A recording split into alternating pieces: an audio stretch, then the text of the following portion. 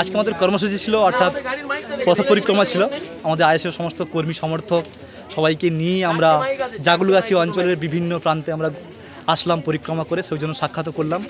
অসংখ্য মানুষের সাড়া দেখতে পেলাম এবং নিজে থেকেই সব এগিয়ে আসছে, জনজন আস্তে আস্তে হাত মেলাচ্ছে, ভালো লাগছে। আমি ওনাদের শ্রদ্ধাকে সম্মান জানাই, ওনাদের আবেগকে সম্মান জানাই, ওনাদের ভালোবাসাকে সম্মান জানাই। দুদিন আগে এই অঞ্চলেই আপনার একজন কর্মীকে গ্রেপ্তার করা হয়েছিল, এখানে একটা ছোটোখাটো ঝামেলাও হয়ে গেছিল। তৃণমূল কংগ্রেসের নেতৃত্ব এখানে এসে রীতিমতো হুঁশিয়ারি দিয়ে গেছিলো, কি বলবেন এখানে? না, অ্যাকচুয়াল কী হয়েছে, প্রশাসন হয়তো জানতে দেরি করেছে কিংবা প্রশাসনের কাছে খবরটা যায়নি। তা সেই মোতাবেক আমরা আবেদন করেছি এবং কমপ্লেন জারি করে এসেছি। কমপ্লেন করার পরে প্রশাসন নিশ্চয়ই ব্যবস্থা নেবে। যদি ব্যবস্থা না নেয় তাহলে আমি প্রশাসনের বিরুদ্ধে আমি হাইকোর্টে ব্যবস্থা নেব।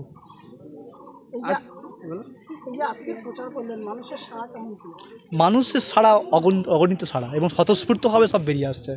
যেখানেই যাচ্ছি সেখানেই বলছি ভাইজান এবারে আইএসএফ ছাড়া অন্য কোনো কথা হবে না, আইএসএফই শেষ কথা, আইএসএফই বিকল্প, আইএসএফ ছাড়া অন্য কোথাও আমাদের হাত পড়বে না। এখানে শওকত মোল্লা বলছেন যে ভাঙড় বিধানসভা থেকে 50,000 ভোটে লিড দেবে তৃণমূল। না, আমার মনে হয় ওনার মানসিক কোনো রোগ হয়েছে হয়তো।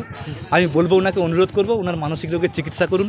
যদি কোনো টাকার প্রবলেম হয় আমাদের আইএসএফের সমর্থকরা আছে, চাঁদাতুলের চিকিৎসার জন্য টাকা পাঠাবে। তারপরেও বলি, আপনি এইভাবে শূন্যতায় ভুগে এইভাবে জানছেন যে আর নেই মানুষ পাশে, গরু চোর, কয়লা চোর, বালি চোর, আর কি মানুষের ঘরের পায়খানা ঘরের চুরি করে নিয়েছে, এর থেকে আর কি বাকি আছে? শেষে তো আমাদের জীবনটুকুই বাকি, ওটাও কি চুরি করবেন নাকি? তো সেক্ষেত্রে ওনাকে অনুরোধ করছি, আপনি মানসিক রোগের চিকিৎসা করান, বিশ্রামের প্রয়োজন আছে বিশ্রাম নিন, প্রতিদিন ঘটক পুকুরে না বসে না জেগে আপনি বাড়িতে রেস্ট নেওয়ার ব্যবস্থা করুন। আরাবুল জেলে শওকত মোল্লা অঞ্চল ভিত্তিক মিটিং করছে, সেখানে 100 থেকে 150 লোক হচ্ছে, কি বলবেন? লোক হচ্ছে না, লোককে নিয়ে আসা হচ্ছে, না আসলে ওর বাড়িতে গিয়ে অত্যাচার হবে, গিয়ে পা হাত পা ভেঙে দেবে।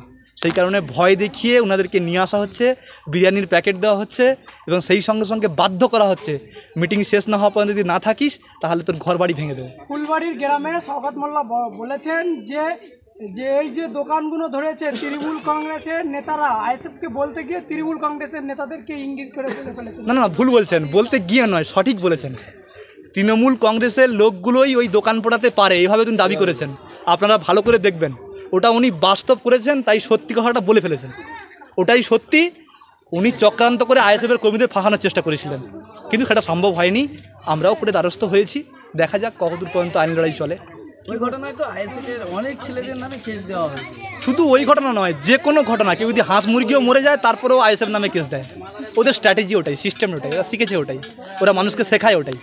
কি বলবেন, ভোটের আগে একাধিক এলাকা উত্তপ্ত, কারোর বাড়ি ঘরদোর ভাঙচুর, কারোর বাড়ি লুট, একদিকে কারোর বাড়ি হয়তো দাও দাও করে জ্বলছে।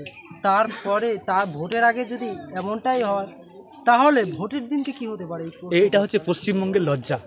ভারতবর্ষের যতগুলো রাজ্য আছে হয়তো এরকম কিছু দেখা যায় না, চোখে পড়ে না, কিন্তু এখানে আমাদের পঞ্চায়েত ভোটে মানুষের রক্ত যায়, মানুষের প্রাণ যায়, মানুষের মাথা যায়, মুন্ডু যায়, বহু কর্মীর প্রাণ চলে যায়, বহু কর্মী ঘর ছাড়া হয়। এটা পশ্চিমবঙ্গেই হয়। অর্থাৎ পশ্চিমবঙ্গের জন্য এটা লজ্জার, ঘৃণার। ভারতের কাছে আপনি কি মেসেজ দিচ্ছেন? আমাদের সারা বিশ্ব তাকিয়ে আছে আমাদের এই ভোটকে লক্ষ্য করে, কিন্তু পশ্চিমবঙ্গ মনে রক্তপাতহীন ভোট হয় না, রক্তপাত হবেই হবে, এটা স্ট্র্যাটেজি তৈরি করে ফেলেছে। তাই আইএসএফ প্রথমে দাবি করছে, না, যদি আইএসএফকে ভালো না লাগে ভোট দেবেন না, তাতে আপত্তি নেই, কিন্তু মারামারি, হানাহানি, হিংসা জড়িয়ে পড়বেন না। আপনার যাকে ভালো লাগে তাকে ভোট দিন, এটাই কোনো আপত্তি নেই, কিন্তু বুথ দখল করে, জোর করে, বোম মেরে, গুলি মেরে এসবভাবে সম্ভব না। মানুষ স্বতঃস্ফূর্তভাবে এগিয়ে আসছে। পঞ্চায়েতে কিন্তু কেউ ভোট দিতে পারেনি, সারা পশ্চিমবঙ্গের মানুষ জানে। অতএব তার রাগ ক্ষোভ কিন্তু সব এই খামে ট্রান্সফার হবে। এখন বলা হচ্ছে যে ভাঙড়ের দায়িত্ব দেবে অভিষেক, কি বলবে? অভিষেক কেন, কিছুদিন পরে বলবে মমতাও আসবে, এখানে আসতে বাধ্য তো, আসুক না, তাতেই আসুক। মমতা কেন, মমতার পুরো 14 গোষ্ঠী বসে থাকুক না এখানে, তাতে যদি ভাঙড় শান্তি হয়, শৃঙ্খলা হয়।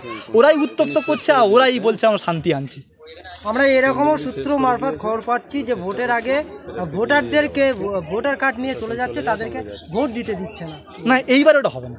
এইবারে আমরা জোঁকের মতো বসে আছি।